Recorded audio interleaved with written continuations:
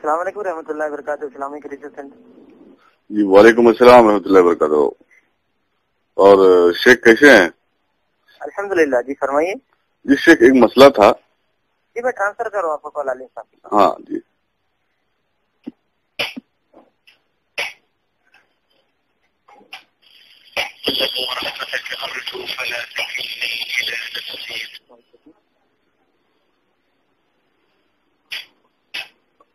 Hello. السلام علیکم. وعلیکم السلام. ہاں شیخ ایک مسئلہ تھا تھوڑا. جی. مسئلہ یہ تھا کہ اگر بلی کسی چوہا بلی اگر کھا کے اسی وقت پانی میں منہ ڈال دے یا کچھ وقت بعد پانی میں منہ ڈالے تو اس پانی کا کیا حکم ہے؟ بلی کا جوٹا تو پاک ہے نا. لیکن بلی نے چوہا کھایا ہے. ہاں تو کچھ بھی کھائے. اچھا. جی. چوہا ناجس نہیں ہوتا ہے؟ چوہا نجس تو ہوتا ہے لیکن کھانے سے کوئی مسئلہ نہیں نا. اصل بلی کا مسئلہ ہے. لیکن اس کے منہ ڈال دے تو پانی ناپاک نہیں ہوتا ہے. لیکن شیخ اس کے منہ میں تو نجاست لگی ہے نا. اس سے کوئی فرق نہیں پڑتا ہے نا. آپ دیکھیں, آپ مرغیوں کو دیکھیں گے جو دیہاتوں میں مرغیاں ہوتی ہیں جی وہ گند بھی کھاتی ہیں. جی. انسانوں کی گند کو بھی کھاتے ہیں وہ. جی جی. اس کو تو کاٹ کر کے کھایا جاتا ہے نا. کھایا جاتا, کھانے کا مسئلہ میں نہیں پوچھ رہا ہوں شیخ.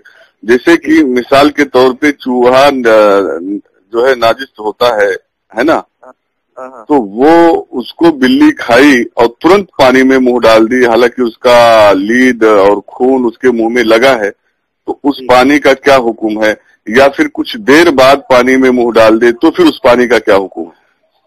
دیکھیں, میں جہاں تک میرے علم کے حساب سے کوئی مسئلہ نہیں ہے, لیکن یہ کوئی ضروری تو نہیں ہے کہ آدمی اس کو استعمال کرے. سمجھ رہے آپ میری بات؟ جی. اگر پانی میں بلی منہ ڈال دی ہے, ویسے چاہے چوہا کھائے یا نہ کھائے, تو یہ آدمی کی طبیعت کے اوپر ہے. اگر اس کا دل برداشت نہیں کر رہا ہے تو نہ کھائے, اس بات نہ پیے پانی. نہیں ٹھیک ہے, وہ طبیعت ٹھیک ہے, لیکن شران اس کے اوپر کچھ حکم ہوئے ہے. میں یہ کہہ رہا ہوں وہی ہے کہ بلی کا جوتا جو ہے پاک ہے. باقاعدہ اس کے حوالے سے حدیث کی کتابوں میں چیپٹر ہوئے, باب سور الہرہ, شیخ پاک ہونے کا باب. شیخ یہ جو ہے نا, یہ بلی کا جوتا پاک ہے, اس سے میں اتفاق رکھتا ہوں, اختلاف نہیں. لیکن مسئلہ یہاں پہ یہ ہے کہ بلی نے چوہا کھایا ہے اور چوہا جو ہے ناجس ہوتا ہے اور بلی کے منہ میں اس کا خون وغیرہ اور سب لگا ہے, تو ترنت اگر پانی میں منہ ڈال دے تو اس پانی کے لیے کیا حکم ہے؟ یا کچھ دیر بعد پانی میں منہ ڈال دے تو پھر اس پانی کے لیے کیا حکم ہے؟ اگر آپ یہ کہتے ہیں کہ اس کے منہ میں اس کا خون وغیرہ لگا ہے چوہے کا, جی, تب تو آدمی ویسے بھی نہیں پیے گا. پاک اور پاک کا سوال ہی نہیں ہے. نہیں, پینے کا سوال نہیں ہے حضور. میں پینے کا نہیں کہہ رہا ہوں کہ میں اس کو پیوں یا اس سے وضو کروں, ایسا نہیں کہہ رہا ہوں. اس پانی پہ شران کیا حکم ہے؟ نہیں, اگر جیسا آپ کہہ رہے ہیں کہ اس کا کیا کہتے ہیں خون وغیرہ لگا ہوا ہے, جی, اور اس کی جو الائی ملائی یا لید یا کچڑے وغیرہ لگے ہوئے ہیں, تو پانی ناپاکی ہو جائے گا. اچھا, اس پہ کوئی دلیل ملے گی اس سے قرآن اور حدیث سے شران؟ یہ تو ایک نیا مسئلہ ہے نا, یہ اس پہ دلیل میرے خیال سے نہیں ملے گی. پھر بھی میں سرچ کرتا ہوں, دیکھتا ہوں کچھ ہے کیا اس کے بارے میں. تو شیخ یہ تو مسئلہ نیا ہے, لیکن اس کے اوپر ضرور امام محدثین نے کچھ ریسرچ کیا ہوگا. میں دیکھ لیتا ہوں میں کبھی کال کروں گا آپ کو. آپ آدھے گھنٹے سے کال کریں, میں ابھی دیکھ لیتا ہوں. اوکے اوکے شیخ. السلام علیکم.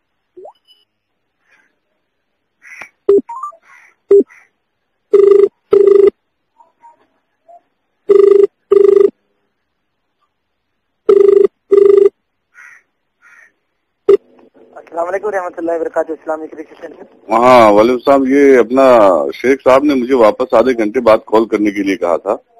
جی, تو واپس کیا ہوں, جو ٹرانسفر کر دیجیے. عالم صاحب سے بات کرنا تھا کیا؟ ہاں عالم صاحب سے. جی السلام.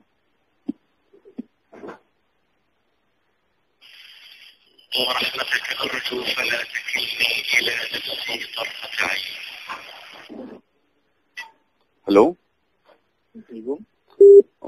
جی شیخ. آپ نے آدھے گھنٹے بعد کہا تھا فون کرنے کے لیے، تو اس کے لیے میں نے واپس کیا. جی میں چیک کر رہا تھا. ہاں اگر فوری طور پر اگر اس نے ڈال دیا ہے ہاں تو وہ پانی ناپاک سمجھا جائے گا. ٹھیک ہے. اچھا اچھا. اور اگر کچھ دیر کے بعد یعنی زیادہ کچھ عرصہ گزر چکا اس کے بعد ڈالا ہے تو پھر وہ پاک سمجھا جائے گا. جی یہ حوالہ کہاں سے نقل کیا آپ نے؟ یہ حوالہ دیکھیں، یہ اس طرح سے قرآن و سنت میں نہیں ہے، علماء کے اور اماموں کے حوالے ہیں. کون سے؟ امام ابن حنبل اور اس طریقے سے شیخ الاسلام ابن تیمیہ وغیرہ اس قول کی طرف گئے ہیں. کون سی کتاب ہے یہ؟ کتاب نہیں ہے میرے پاس، میں اس سے. اب سنیے شیخ، میں بتا دیتا ہوں، یہ آپ ہدایہ کی عبارت نقل کر کے مجھے بتا رہے ہو.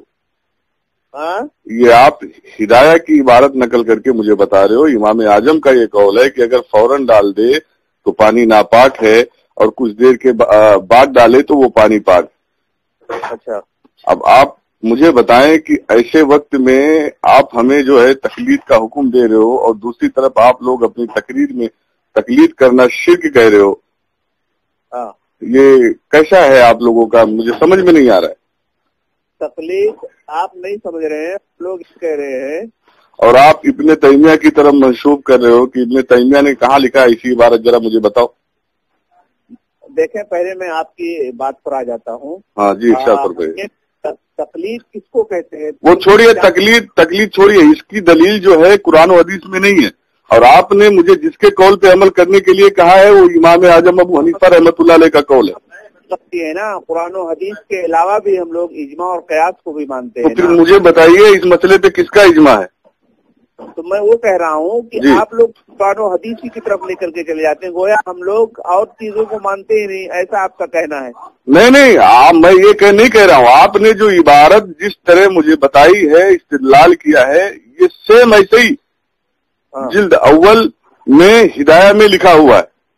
ہاں، تو کیا کہنا چاہ رہے ہیں آپ؟ تو یہ آپ نے جو ہمیں بتایا ہے یہ امام اعظم ابو حنیفہ رحمۃ اللہ علیہ کا قول بتایا ہے. اچھا. ہاں میں نے نہیں بتایا ہے، آپ بول رہے ہیں. اور آپ نے اس میں جھوٹ بولا ہے سراسر کہ یہ ابن تیمیہ کا بھی قول ہے. ابن تیمیہ کہاں لکھا ہے اسی عبارت کو؟ کون سی کتاب میں؟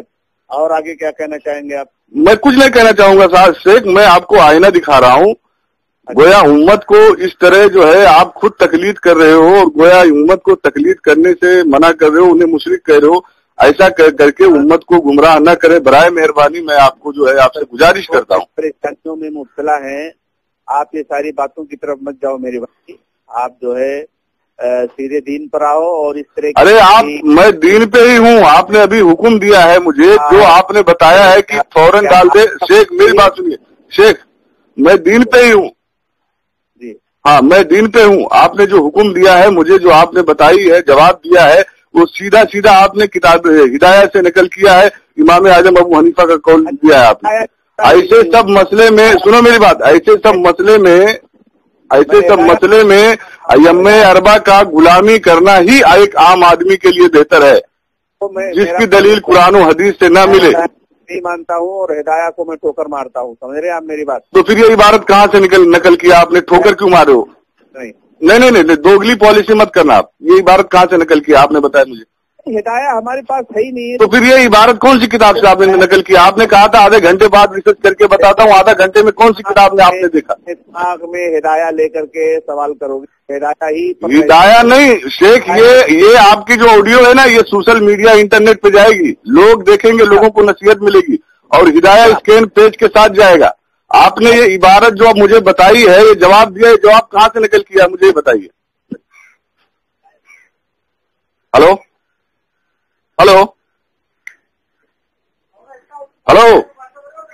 شیخ، فون ڈسکنیکٹ کرنے سے کچھ فائدہ نہیں ہوگا. ہلو، فون رکھنے سے کچھ حاصل نہیں ہوگا شیخ. امت کو آپ لوگ گمراہ کر رہے ہو کس قدر جھوٹ بول کر. یہ امت جو ہے دیکھے گی. فون آپ رکھیے مت، ہولڈ پہ مت رکھیے، بات کریے. ہلو